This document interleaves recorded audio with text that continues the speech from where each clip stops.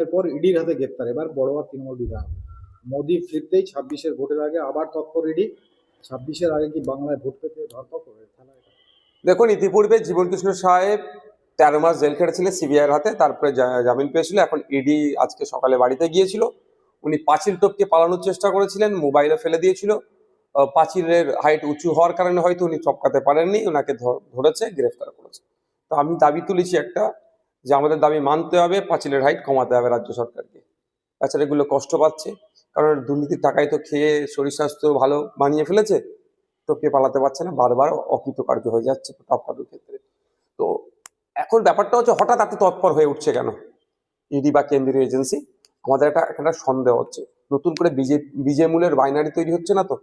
যে বিজেপি তৃণমূলের যে বাইনারিটা আমরা ক্রমশ ভাঙতে পেরেছিলাম, মানুষ বুঝতে পেরেছিল যে কিভাবে আমাদের বাড়ির মেয়ে তিলোত্তমাকে খুন করার পরে সিবিআই কেসটা হাতে নেওয়ার পরেও যেন একটা ঝিমিয়ে চলছিল। যথাসময়ে চার্জশিট না দেওয়ার ফলে জামিন পেয়ে গেল সন্দীপ ঘোষেরা। এই সমস্ত বিষয়গুলো আমাদেরকে ভাবছিল। তো নতুন করে জীবনকৃষ্ণ সাহেবকে ধরাতে একদিকে যেমন পজিটিভ দিক, যারা দুর্নীতি করেছে দ্রুত ধরুক, সাথে সাথে আমাদের একটা, কারণ গোলপুরা গরু শিগুন্দুরে মেঘ দেখলে তো একটু আতঙ্কিত হয়। তো আবার নতুন করে বাইনারি তৈরির চেষ্টা হচ্ছে না তো? আমরা চাই এই দুর্নীতির সাথে রাঘব বোয়ালগুলোকে খুঁজে বার করুক। এই চুনোপুটিগুলোকে ধরলে হবে না। এরা টাকাগুলো তুলে কোথায় পাঠাতো, কাদের কাছে টাকাগুলো দিত? এদের ক্ষমতা নেই সব টাকাটা হজম করার। যদি ক্ষমতা থাকতো সব টাকাটা হজম করার, তাহলে ওকে দ্বিতীয়কে অ্যারেস্ট হতে হতো না।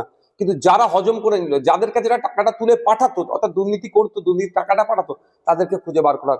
সেই রাঘব বোয়ালগুলোকে ধরা হোক, ধরে তাদেরকে জেলের মধ্যে রাখা হোক।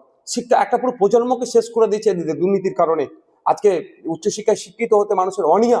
আপনি খোঁজ নিয়ে দেখুন, ক্যালকাটা ইউনিভার্সিটির কথা যদি বলি, প্রায় 50% সিট এখনো খালি রয়ে গেছে, অর্থাৎ ভর্তি হয়নি। কেন? কারণটা কি? উচ্চশিক্ষায় শিক্ষিত হওয়ার যে প্রতি অনীহা। কারণ চাকরি নেই, চাকরি হলে আবার দুর্নীতি হবে। এটা বন্ধ হওয়া দরকার।